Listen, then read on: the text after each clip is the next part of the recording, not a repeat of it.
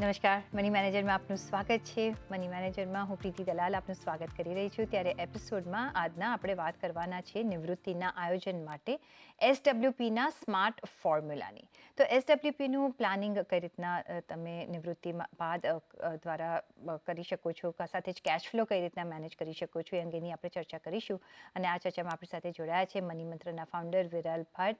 વિરલભાઈ, ઘણું સ્વાગત છે આપનું સીએમસી બજારમાં, મની મેનેજરમાં અને સિસ્ટમેટિક વિડ્રોઅલ પ્લાન. ઘણી વખત આપણે વાત આની કરતા હોઈએ છીએ, પણ આજે એક ડિફરન્ટ મિનિંગથી આપણે વાત કરવાના છે. કારણ કે એક એસડબ્લ્યુપી એમ મનાતું હોય છે કે રિવર્સ એસઆઈપી, જે મેં એસઆઈપી આપી હતી હવે હું ધીરે ધીરે પાછી લઈશ, રાઈટ? અને એ યુઝ્યુઅલી આપણે રિટાયરમેન્ટ માટે યુઝ કરતા હોઈએ છીએ કે મે બી તમારો જ્યારે ગોલ નજીક આવતો હોય છે ત્યારે પણ આપણે યુઝ કરતા હોઈએ છીએ. પણ આ કેટલી એક ટેક્સ સ્માર્ટ સ્ટ્રેટેજી છે એ પણ સમજવું ઘણું જરૂરી છે. એટલે પ્રોડક્ટ એક છે, વસ્તુ એક છે, પણ ફાયદા અનેક છે એમ કહી શકાય કે તમે કયા એંગલથી જુઓ છો. તો કઈ રીતના તમે એસડબ્લ્યુપીને કયા મિનિંગથી આજે સમજાવશો? રાઈટ. પહેલાં તો તમારો આભાર પ્રીતિબેન આ શોમાં બોલવા માટે. આપણે પહેલાં તો છે ને અમુક એક એસડબ્લ્યુપીના પોઈન્ટ ઓફ વ્યૂથી છે ને બહુ મિથ ઊભા રહ્યા છે. હવે એ મિથ એટલે શું કે આજે બધા સોશિયલ મીડિયામાં રીલ્સ જોતા હોય છે અને એસઆઈપી તો હવે પોપ્યુલર થઈ ગયું છે, લોકોને સમજાવવા માંડ્યું છે. એસડબ્લ્યુપીના પોઈન્ટ ઓફ વ્યૂથી એ જ વસ્તુ કરવામાં જ્યારે આવી સોશિયલ મીડિયામાં અને ડિફરન્ટ વિડીયોઝમાં ને એમાં લોકો કન્ફ્યુઝ થઈ જાય છે. લોકો જેવી એસડબ્લ્યુપીની કોઈ વિડીયો કે રીલ જોવે છે ને કે આટલું કોર્પસ અને આટલું કોર્પસ તમારા આટલા વિડ્રોવલ્સ તમને મળી શકે, એ પર્ટિક્યુલર વિડીયોઝમાં કે રીલ્સમાં હંમેશા જે વિડ્રોવલ અમાઉન્ટ છે ને એને ફોકસ કરીને ઘણી બધી રીલ્સ બને છે. હવે છે ને લોકો એ નથી સમજતા કે પહેલાં તમને એસડબ્લ્યુપી પહેલાં એક ફોર સર્ટન યર્સ, એટલે ઓલમોસ્ટ એમ કહીએ કે 10, 50, 20 યર્સ તમારે કન્ટિન્યુઅસલી ઇન્વેસ્ટમેન્ટ કરવું પડશે. એના પછી તમે એક પર્ટિક્યુલર અમાઉન્ટ પર ડિરાઇવ થઈને તમે વિડ્રોવલ સ્ટાર્ટ કરી શકશો. હવે એસડબ્લ્યુપી બેસિક ભાષામાં આપણે કહીએ તો એ શું કહીએ કે આપણે કોઈ એક પ્રાઇવેટ કંપનીઝમાં વર્કિંગ કરેલો એમ્પ્લોઈઝ જે હશે એને પેન્શન મળવાનું નથી, રાઈટ? એ ગવર્મેન્ટ જોબમાં છે નહીં. હવે ગવર્મેન્ટ જોબમાં જે હોય છે એને પેન્શન મળે છે, એટલે એણે જેટલું ટેન્યોર સુધી કામ કર્યું અને એ ટેન્યોર પછી એની ઇન્કમ ચાલુ જ હોય છે, એને ઇન્કમ એઝ અ પેન્શન તરીકે મળે છે. અને પ્રાઇવેટ એમ્પ્લોઈઝને અગર એવી જ રીતે કંઈક પેન્શન ઊભું કરવું હોય તો અમે એમ કહીએ કે તમે ઇન્વેસ્ટમેન્ટ્સ કરો, પણ એમાં પણ એટલીસ્ટ જેટલું તમે જોબ કરી રહ્યા છો જેટલા વર્ષો સુધી, એ વર્ષો માની લો તમે 10, 15, 20 વર્ષ સુધી તમે જોબ કરી અને એમાંથી પછી તમે એ જે ઇન્વેસ્ટમેન્ટ કર્યું છે એમાંથી તમને રેગ્યુલર ઇન્કમ જોઈતી હોય તો તમે એસડબ્લ્યુપી એટલે સિસ્ટમેટિકલી વિડ્રોવલ તમારે સ્ટાર્ટ કરવું જોઈએ અને એ એક પર્ટિક્યુલર કોર્પસ પછી જ મળી શકે.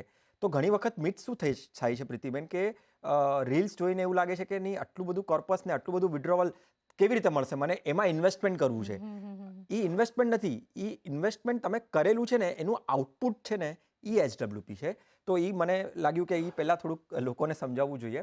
અને યસ, તમારી વાત બહુ જ સાચી છે કે એસડબ્લ્યુપી રિવર્સ એસઆઈપી રીતે ના જોતા એને તમે ખાલી એક ટેક્સના એંગલથી પણ જોશો ને તો સૌથી ઇમ્પોર્ટન્ટ ને સૌથી પહેલો જે વિચારવાનું છે જ્યારે તમે એસડબ્લ્યુપી સ્ટાર્ટ કરો છો કે કરવા માંગતા હશો ને તો એ છે ટેક્સેશનનું.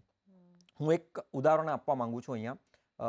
મેં કેલ્ક્યુલેશન કરેલું છે ટેબલના પોઈન્ટ ઓફ વ્યૂથી કે માની લો કે તમે જનરલી આપણે શું કરતા હોઈએ કે જે સિનિયર સિટીઝન્સ જે 60sમાં પહોંચી ગયા હોય, ડેફિનેટલી એમને રેગ્યુલર ઇન્કમ જોઈતી હોય છે તો અને મ્યુચ્યુઅલ ફંડમાં ઇન્વેસ્ટમેન્ટ્સ કરતા હશે, પણ મ્યુચ્યુઅલ ફંડ અને ફિક્સ ડિપોઝિટ્સ આ બંનેને આપણે રાખીએ તો ટેક્સના પોઈન્ટ ઓફ વ્યૂથી પણ સ્માર્ટ સ્ટ્રેટેજી છે ને મ્યુચ્યુઅલ ફંડના પોઈન્ટ ઓફ વ્યૂથી તમે એસડબ્લ્યુપી કરશો ને તો એ તમારી સ્માર્ટ સ્ટ્રેટેજી હશે કે નહીં કે તમે એફડીઝથી. ડેફિનેટલી તમે એફડીમાં પણ અમુક પૈસા તો રાખવાના જ છે, એવું નથી અમે ક્યાંય કહી રહ્યા કે તમે ફિક્સ ડિપોઝિટ્સમાં નથી રાખવાના, પણ ટેક્સના પોઈન્ટ ઓફ વ્યૂથી. હવે જો એફડીઝમાં શું થાય છે કે માની લો તમને 1 લાખ નું તમારે ઓવરઓલ આખા વર્ષમાં તમને ઇન્ટરેસ્ટ એફડી પર મળતું હશે 1 લાખ, અને સિમિલર વેમાં માની લો કે તમને મ્યુચ્યુઅલ ફંડના પોઈન્ટ ઓફ વ્યૂથી તમે 1 લાખનું એસડબ્લ્યુપી કરાવશો.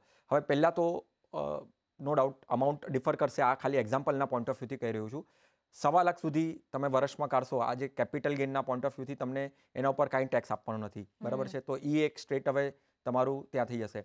માની લો તમારું 1.25 લાખના ઉપર તમારું ગેઇન ગયું આખા વર્ષમાં, તમે જે વિડ્રોવલ તમારું જે પણ વિડ્રોવલ આવતું હશે, આપણે એ પણ ચર્ચા કરશું આગળ કે કેટલું વિડ્રોવલ રેટ હોવું જોઈએ નહીં.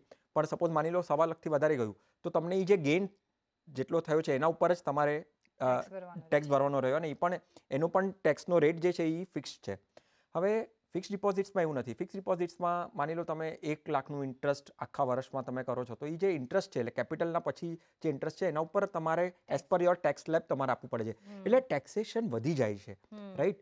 હવે એક તો તમે ફિક્સ ડિપોઝિટમાં નાખો છો, તમારું ઇન્ટરેસ્ટ રેટ પણ અરાઉન્ડ 6-7% હોય છે. અને મ્યુચ્યુઅલ ફંડમાં over the period of time આપણે જોયું છે કે 10 વર્ષ, 15-20 વર્ષ સુધી રાખો છો, તો ઓવરઓલ જે ગેઇન જે થાય છે, કમ્પાઉન્ડિંગ ઇફેક્ટ જે છે 12% કે 14%ના પોઈન્ટ ઓફ વ્યૂથી અગર કોર્પસ બને પણ છે, તો બહુ જ સારી રીતે તમે એને એઝ અ સ્માર્ટ, આમ કહી શકાય ને, સ્માર્ટ સેવિંગ સ્ટ્રેટેજીના પોઈન્ટ ઓફ વ્યૂથી SWPનો યુઝ તમે કરી શકો છો. સો યસ, એક ટેક્સ પોઈન્ટ ઓફ વ્યૂ પણ એક બેનિફિશિયલ થઈ શકે છે, પણ એક જો તમે બરાબર વર્કિંગ સાથે આગળ વધો તો, અને એના માટે કઈ રીતના તમે નિવેશ કર્યો છે, કઈ રીતના તમે વિડ્રોલ કરશો, ઓલ ધીસ થિંગ્સ મેટર. પણ જો આપણે નક્કી કરવું હોય કે SWP આપણે ક્યારે કરીએ, કારણ કે જ્યારે આપણને પૈસાની જરૂરિયાત હોય છે અને આપણે ધીરે ધીરે આપણે એમાંથી વિડ્રો કરી રહ્યા છીએ, જે રીતના આપણે SIP કરતા હતા, હવે ધીરે ધીરે આપણે વિડ્રો કરી રહ્યા છીએ. જ્યારે આ વિડ્રોલ પ્લાન આપણે નક્કી કરીએ છીએ કે ભાઈ હવેથી હું આ વિડ્રો કરવા માંડીશ, કઈ રીતના તમારો વિડ્રોલ રેટ નક્કી કરે છે કે તમારું કોર્પસ કેટલું ટકશે કે ખતમ થશે, કે at that point of view તમને કેટલું જોઈશે, સો ધેટ એની લોન્જિટિવિટી તમારા લાઈફમાં વધારે રહે? કઈ રીતના એનું વર્કિંગ કરવું જોઈએ, કે કઈ રીતના ડિટરમાઇન કરવું જોઈએ? બહુ જ ઇમ્પોર્ટન્ટ આસ્પેક્ટ છે પ્રીતિબેન, જ્યારે પણ આપણે SWPની વાત કરીએ છીએ. કારણ કે જેવી તમે કીધું થોડી વાર પહેલાં કે લોકો SIP સમજતા થઈ ગયા છે, મ્યુચ્યુઅલ ફંડના રિટર્ન્સના પોઈન્ટ ઓફ વ્યૂથી સમજતા થઈ ગયા છે. હવે એક ડિબેટ એમ કહીએ કે એક ડિસ્કશન પોઈન્ટ આ વિડ્રોવલ રેટ પર હવે બહુ જ થવાનો છે આવનારા વર્ષોમાં. એટલે કેટલું મારું વિડ્રોવલ રેટ હોવું જોઈએ. હવે તમે એમ કહો છો કે ભાઈ હું તો 10-15 વર્ષ 20 વર્ષથી મ્યુચ્યુઅલ ફંડમાં ઇન્વેસ્ટમેન્ટ કરું છું, તો મારો આઈડિયલ વિડ્રોવલ રેટ શું હોઈ શકે? ડેફિનેટલી આમ જોવા જઈએ તો એક પ્રાઇમા ફેસી એમ કહીએ એ તો સબ્જેક્ટિવ છે. લોકોની લાઈફસ્ટાઈલ શું છે, લોકોના એક્સપેન્સીસ શું છે, અને એ એજ પર જ્યારે એ રિટાયર થશે, મે બી 55, 58, 60 પર રિટાયર થશે, ત્યારે એને કેટલી જરૂર પડવાની છે, અને એના ફાઇનાન્શિયલ ગોલ્સને ઘણા બધા આસ્પેક્ટ્સ છે. પણ આપણે આજે ડિસ્કશન મને લાગે છે ને કે આપણે એક બેસિક અન્ડરસ્ટેન્ડિંગના પોઈન્ટ ઓફ વ્યૂથી લોકો સામે રાખીએ કે એમણે અગર આ પર્સન્ટેજ વિડ્રોવલ રેટ રાખ્યું તો કેવી સ્થિતિ ઊભી થશે એમના ફાઇનાન્શિયલ લાઈફમાં, રાઈટ. એમાં પણ એક ટેબલ મેં બનાવ્યું છે અને શેર કર્યું છે કે માની લો પહેલાં તો 6%, હવે જ્યારે લોકો મીડિયામાં સાંભળે છે કે સોશિયલ મીડિયામાં, રીલ્સમાં અને વિડીયોઝમાં સાંભળે છે, તો આઈડિયલી અત્યારે તો 6-7%ની જ વાત ચાલી રહી છે કે આઈડિયલ રેટ ઇઝ 6-7%. બટ હું એક કહેવા માંગુ છું કે એક બેસિક એઝમ્પશનના પોઈન્ટ ઓફ વ્યૂથી તમે લઈને ચાલી શકો, પણ એના સિવાય ઘણા બધા આસ્પેક્ટ્સ તમારે ધ્યાનમાં રાખવા જોઈએ જ્યારે તમે વિડ્રોવલ રેટ નક્કી કરો છો. કારણ કે એ બહુ જ સબ્જેક્ટિવ થાય છે, લોકોની લાઈફસ્ટાઈલ પર બહુ જ ડિપેન્ડન્ટ છે. એના ફાઇનાન્શિયલ ગોલ્સ, એમણે ઇન્વેસ્ટમેન્ટ પેટર્ન કેવી રાખી છે, એમની કેટલું એસેટ એલોકેશન કરેલું છે, કેટલું ઇક્વિટીમાં રાખ્યું છે, કેટલું ડેટમાં રાખ્યું છે, એટલે મેઇન તો કેટલું કોર્પસ ઊભું થયું છે, રાઈટ. કારણ કે કોર્પસ જેટલું એગ્રેસિવ હશે એ પ્રમાણે તમારો વિડ્રોવલ રેટ પણ નક્કી થઈ શકશે, રાઈટ. તો પહેલું આપણે માની લઈએ કે 6-7%ની વાત ચાલી રહ્યા છે, તો આમાં છે ને કોર્પસ તમારું કમ્ફર્ટેબલ રહેશે અગર તમે 6-7%થી તમે વિડ્રોવલ રાખો છો તો, રાઈટ. હવે બંનેની વાત કરીએ, 6% અને 7%ની. અને માની લો 6 lakhs અગર ઓવરઓલ તમારું જે પણ કોર્પસ બન્યું, તમે વર્ષમાં કદાચ 6 લાખ કઢાવતા હશો. આપણે પહેલાંના ઉદાહરણમાં આપણે 1 લાખ ઇન્ટરેસ્ટ અને 1 લાખ વિડ્રોવલની વાત કરતા હતા. હવે ઇમ્પોર્ટન્ટ અહીંયા શું છે, તમે જે લોન્જિટિવિટીની વાત કરી, જેવું કોર્પસ છે ને 8%ની આસપાસ જશે વિડ્રોવલ રેટ, વર્ષનો 8%ની આસપાસ જશે, તો એમાં જે તમારું કોર્પસ છે એ વધારે, અગર હવે જો તમે SWP કેવી રીતે કરો, જનરલી લોકો કેવી રીતે કરે કે તમારું કોર્પસમાંથી તમે એક અમાઉન્ટ વિડ્રોવલ કરો, પર્સન્ટેજની વાત કરીએ છીએ, એટલે પણ કોર્પસ તો ત્યાં જ હોય, તો કોર્પસની પણ વૃદ્ધિ થતી હોય, યસ, એ પણ યાદ રાખવાનું છે. કોર્પસની પણ વૃદ્ધિ થતી હોય અને સાથે સાથે તમે વિડ્રોવલ પણ કરાવો છો. તો જેવો તમે 8%ના ફિગરમાં ગયા ને તો તમારી જે કોર્પસ જે વધતો પણ હશે અને તમારો વિડ્રોવલ પણ થશે ને તો ત્યાં થોડી તકલીફ આવવાની સ્ટાર્ટ થશે જેવું તમે 8%ના પોઈન્ટ ઓફ વ્યૂથી ગયા. કારણ કે 6-7% ઇઝ ધ આઈડિયલ થિંગ. એટલે જ માટે લોકો વધારે ચર્ચા કરતા હોય છે. એ તમને લોન્જિટિવિટી પણ વધારે સારી એવી આપશે. એટલે માની લો કે કદાચ તમે એક્ઝામ્પલના પોઈન્ટ ઓફ વ્યૂથી વાત તમે કરો. નંબર સાથે જો એક એક્ઝામ્પલ જો આપી શકો, બિકોઝ આપણે તમે કહ્યું કે કોર્પસની પણ વૃદ્ધિ થશે. આપણે એક બાજુ જો તમારી પાસે 100 રૂપિયાનું કોર્પસ છે અને જો તમે એમાંથી 5 રૂપિયા કાઢો છો, તો કઈ રીતના એ 5 રૂપિયા પર ટ્રીટમેન્ટ થશે? બિકોઝ એ તો તમારા યુઝ માટે તમે કાઢો છો, બિકોઝ એસડબ્લ્યુપી છે, રાઈટ? એટલે તમને એટલી જરૂર છે. બાકીનું કોર્પસ પર પણ ઇન્ટરેસ્ટ તો અર્ન કરશે, રાઈટ? રાઈટ. હવે એમાં પ્રીતિબેન સૌથી ક્રિટિકલ પાર્ટ શું છે અહીંયા કે ત્યારે પણ માર્કેટને તો જોવાની રહેશે જ. એટલે સપોઝ ખરાબ સમય આવ્યો, બરાબર છે, મારો વિડ્રોવલ ચાલુ હશે પણ ખરાબ સમય આવ્યો ને તો એ તમારા કોર્પસમાં ડેન્ટ પડશે. એટલે એક્ઝેક્ટ કેલ્ક્યુલેશન જનરલી હું હમણાં નથી કન્વે કરી રહ્યો નંબર્સ ટુ નંબર્સ, પણ પરિબળો જે અફેક્ટ થશે તમારા એસડબ્લ્યુપી પર ને એની ચર્ચા મને લાગે છે કે વધારે પોઈન્ટ ઓફ વ્યૂથી ઇમ્પોર્ટન્ટ રહેશે. એટલા માટે કે જ્યારે 8%ના પોઈન્ટ ઓફ વ્યૂથી તમે વિડ્રોવલ ગયા, તમે વિચાર્યું કે ના 6-7% is not comfortable for me, but 8% is ideal for me અને કમ્ફર્ટેબલ ફોર મી. પણ 8%માં તમારા જે કોર્પસ છે ને એમાં તમારો ચેન્જીસ આવવાનો પોસિબલ રહેશે અને માર્કેટ ખરાબ થશે તો વધારે પ્રોબેબિલિટી પડશે. અને હવે માર્કેટ આગળ કેવું જશે we don't we don't no, right?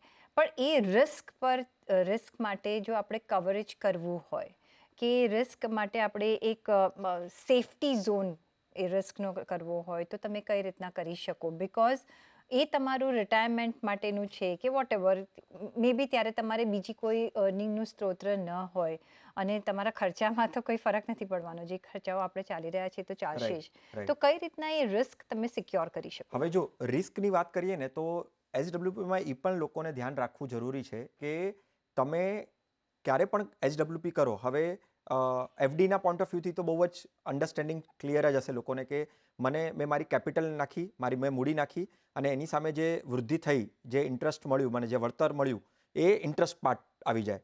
પણ જ્યારે આપણે મ્યુચ્યુઅલ ફંડના પોઈન્ટ ઓફ વ્યૂથી વાત કરીએ એસડબ્લ્યુપી, તો એસડબ્લ્યુપીનો પાર્ટ જે છે ને એ ફીફોના પોઈન્ટ ઓફ વ્યૂથી, ફર્સ્ટ ઇન ફર્સ્ટ આઉટના પોઈન્ટ ઓફ વ્યૂથી તમારી જે મૂડી તમે નાખી છે ને એમાંથી વિડ્રોવલ થાય અને રાઈટ એ જે એનું આખું પ્રોસેસ થાય એ પ્રમાણે તમારું જે ઇન્ટરેસ્ટ એટલે જે તમને વળતર મળ્યું છે એનો જે ઇન્ટરેસ્ટ પાર્ટ હશે એને થોડો ટાઈમ લાગશે એમાંથી નીકળતા. એટલે તમારું કોર્પસ જે છે ને, જે આપણે પર્સન્ટેજની વાત કરી રહ્યા છીએ કે 6-7% is the sweet spot in that sense.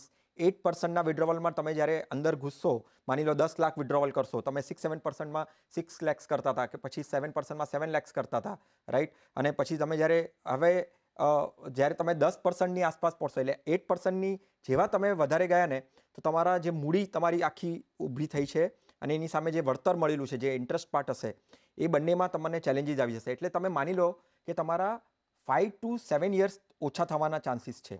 એટલે અગર તમે વિડ્રોવલ રેટ રાખ્યો વધારે તો, રાઈટ? હવે આઈડિયલી જે 12% મળ્યા હશે તમને, માની લો બેસિક એક એઝમ્પશન લઈને ચાલીએ કે 12%થી મને રિટર્ન્સ મળ્યું છે મારા પોર્ટફોલિયો ઉપર, બરાબર છે, અને એ 12%ના મારા કોર્પસથી મને વિડ્રોવલ લેવાનું છે તો હું હાફ લઉં છું, એટલે 6% લઉં છું. જો કે હશે સિમ્પલ ઇન્ટરેસ્ટના પોઈન્ટ ઓફ વ્યૂથી, પણ 6, 7, 8, 9, 10% આવા વિડ્રોવલ રેટ અગર તમે નક્કી કર્યા તમારા ઓવરઓલ કોર્પસ માટે, 6, 7, 8% સુધી આટલો પ્રોબ્લેમ નહીં આવે. 8%થી તમારે થોડું વોચ રાખવું પડશે કારણ કે તમારી મૂડી ઓછી થતી જશે, માર્કેટ ખરાબ હશે તો, અને પછી જે તમારી લોન્જિટિવિટી હશે એ પણ તમારી ઓછી થતી જશે. એટલે જેટલું વધારે વિડ્રોવલ રેટ રાખશો એ પ્રમાણે તમારું થશે. એટલે કહેવાની વાત અહીંયા ઇમ્પોર્ટન્ટ એ જ છે કે તમારી સ્ટ્રેટેજી એવી રીતે હોવી જોઈએ કે તમારા જે અત્યારે એક્સપેન્સીસ થાય છે, તમારી લાઈફસ્ટાઈલમાં ડેફિનેટલી ચેન્જીસ આવવાના છે. લાઈફસ્ટાઈલમાં તમને કોમ્પ્રોમાઇઝ કરવાનું અહીંયા કોઈ નથી કહી રહ્યું, પણ તમારું કોર્પસ પણ એટલું જ એગ્રેસિવ હોવું જોઈએ બાંધેલું, જેના કારણે તમારું ઇન્વેસ્ટમેન્ટ પણ એટલું જ એ પ્રમાણે હોવું જોઈએ over the period of time. અને જેટલું વધારે ઇન્વેસ્ટમેન્ટનો ફેઝ હશે, એટલે માની લો તમે એમ વિચારશો કે તમે 50મા વર્ષે વિચારશો કે હવે મારે મારી એસડબ્લ્યુપીની સ્ટ્રેટેજી કરવી છે તો થોડું ટફ થઈ જશે, કારણ કે 50 થી 60 એટલે તમને 10 જ વર્ષ મળશે અને એની લોન્જિટિવિટી માની લો તમારી 10 વર્ષ ઓછી થઈ જશે. પણ એ જ વસ્તુ તમે અગર સપોઝ 40 થી સ્ટાર્ટ કર્યું તો તમારી એ લોન્જિટિવિટી અને રેટ અગર કમ્ફર્ટેબલ હશે, 6-7% કે 8%ના રેન્જમાં પણ હશે ને, તો વાંધો નહીં આવે. ખર્ચા માટે આપણે એસડબ્લ્યુપી તરફ વળતા હોઈએ છીએ, પણ સપોઝ જે મિસમેચ જે ની આપણે વાત કરી કે કદાચ થઈ શકે છે, બિકોઝ હા. માર્કેટનું behaviour we don't know We કે don't કઈ know. રીતના આગળ જતા ચાલી શકે છે. એના માટે એક બફર એરિયા રાખવો હોય કે નિવેશ કરવું હોય, એવી કોઈ આપણે સ્ટ્રેટેજી વાપરી શકીએ કે જો અહીંયા વધઘટ થાય છે તો એ જે બફર મારું ઇન્વેસ્ટમેન્ટ છે એ મારા માટે કામ કરશે ને મારે બહુ સ્ટ્રગલ નહીં કરવું પડે દેટ મોમેન્ટ પર. ટ્રુ. તમે માર્કેટ બિહેવિયરની વાત કરી, ડેફિનેટલી એ આપણા કંટ્રોલમાં નથી, પણ વ્યક્તિગત રીતે અગર કહું તો માણસનું બિહેવિયર તો આપણે કંટ્રોલ કરી જ શકીએ અને એના ઉપર આપણે એપ્રોચ કરી જ શકીએ. તો મને એવું લાગે કે એ પોઈન્ટ ઓફ વ્યૂથી પહેલાં તો જ્યારે આપણે ધ્યાનમાં આવે આપણને કે નહીં મારે આ પર્ટિક્યુલર યરથી મારી એસડબ્લ્યુપી સ્ટાર્ટ કરવાનું છે, તો મને લાગે ત્યારે આપણે એ જે કોર્પસ હશે ને એને આપણે હાઇબ્રિડમાં શિફ્ટ કરી દેવું જોઈએ. મ્યુચ્યુઅલ ફંડના પોઈન્ટ ઓફ વ્યૂથી કહું છું, કાં તો ડેટમાં શિફ્ટ કરી દેવું જોઈએ. કારણ કે માર્કેટની વોલેટિલિટી આવી, માર્કેટ ડાઉનસાઇડ ગઈ, અને એઝ યુ સેડ કે આપણને ખબર નથી કે ક્યારે માર્કેટનું બિહેવિયર ચેન્જ થાય, પણ આપણે ઇક્વિટીમાં વધારે હેવીલી અગર ઇન્વેસ્ટેડ હોઈશું, રાઈટ, અને આપણું કોર્પસ માની લો આપણે ભલે 12-15 વર્ષ પણ સ્પેન્ડ કરી લીધા હશે, કોર્પસ પણ સારું બન્યું હશે, રિટર્ન્સ પણ સારા આવ્યા હશે, રાઈટ, પણ જ્યારે એપ્રોચ થવાનો છે આપણો 2-3 વર્ષ પછી કદાચ આપણે એપ્રોચ થવાના છે આપણા એસડબ્લ્યુપી પર, તો મને લાગે છે કે એને આપણે ડેટ ક્યાં તો હાઇબ્રિડમાં શિફ્ટ કરી દેવું જોઈએ, જેનાથી અગર સપોઝ શરૂઆતમાં જ્યારથી આપણને એસડબ્લ્યુપી જરૂર પડવાની છે અને ભલે ને એક બકેટ આપણું ઇક્વિટીનું હોય કે એમાં આપણે flexi cap, small cap, mid કેપથી આપણે કોર્પસ બનાવેલું છે, અને જ્યારે આપણે એપ્રોચ કરવાના છે એસડબ્લ્યુપીને ત્યારે આપણું એપ્રોચ આપણે હાઇબ્રિડ અને ડેટ ફંડથી કરશું. કારણ કે ભલે અગર માર્કેટમાં વોલેટિલિટી આવી તો એ પર્ટિક્યુલર કોર્પસ ઉપર છે ને વધારે ડાઉનસાઇડ નહીં આવે. ડાઉનસાઇડને પ્રોટેક્ટ કરવાના પોઈન્ટ ઓફ વ્યૂથી 2 થી 3 વર્ષ એટલીસ્ટ ઇનિશિયલ યર્સમાં મને લાગે છે આપણે એ પ્રમાણે કરવું જોઈએ. અને there is nothing wrong in that, કારણ કે આજે આપણે પાસ્ટ પરફોર્મન્સની પણ વાત કરશું. ડેફિનેટલી પાસ્ટ પરફોર્મન્સ ફ્યુચરનું ઇન્ડિકેટર નથી, પણ આપણને એક આઈડિયા આવી શકે આપણને કે આપણું કોર્પસ જ્યારે આપણને બનાવવું છે કે કોર્પસ બિલ્ડ કરવું છે તો આપણે કેવી સ્ટ્રેટેજી હોવી શકે. હવે આપણે લાસ્ટ 5-10 યર્સ, 15 યર્સના પણ હાઇબ્રિડ ફંડ્સ કે ડેટ ફંડ્સના પણ રિટર્ન જોઈશું ને તો it is ranging around 7-8% to 12%. ઘણા એવા હાઇબ્રિડ છે જેણે 12%, 14% કેગર રિટર્ન્સ પણ આપ્યા છે. તો સ્ટ્રેટેજી વાઇઝ મને લાગે છે કે 2 બકેટ બનાવી શકાય, એક તો ઇક્વિટીનું બકેટ અને એક ડેટ અને હાઇબ્રિડનું બકેટ.